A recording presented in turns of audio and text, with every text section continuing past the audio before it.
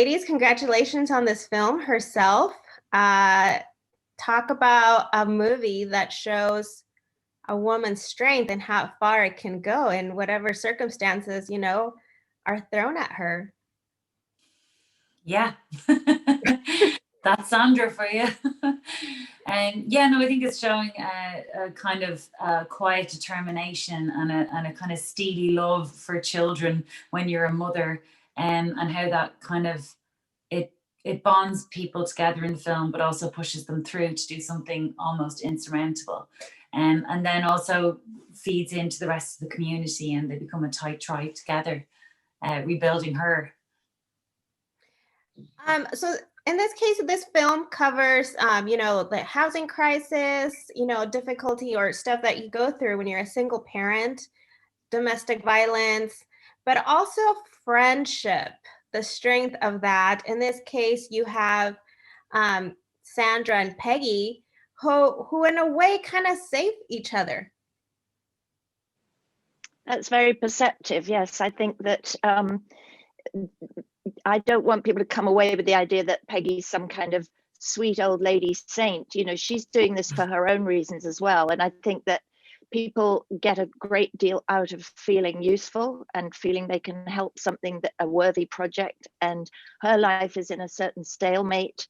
She's lost a daughter through leukemia. This is partly her backstory, which doesn't particularly feature in the film, but she is able to use this patch of ground that was kind of like a ghost garden for her, full of memories. She's found a way to use that to move forward. So it's almost therapeutic for her, as a byproduct. I don't think that's why she does it, but it's a happy byproduct of just natural, because although it's called Herself and the initiative comes from the strength of this one woman, we can't do things without a community of people around us, to support us, really, or seldom can.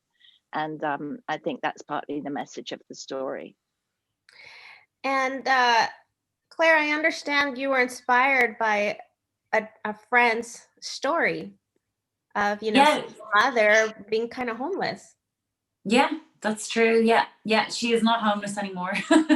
But she did go through a very, very difficult phase where the housing crisis in Dublin was so bad that when you, basically somebody could choose to not evict, but it's just it's not like old school, like they were kicking you out, but landlords were even struggling to keep their properties. There was, a recession happening. There was a lack of houses being built.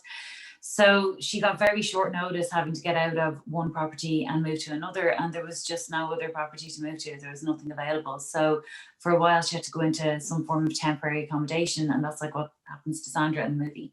And that subject became my obsession for the next few years, and everybody's obsession in Dublin, because we can't believe that there's so much homelessness here, considering that it's a Western world, first world country, capital city, and then you realise how much of a problem it is worldwide.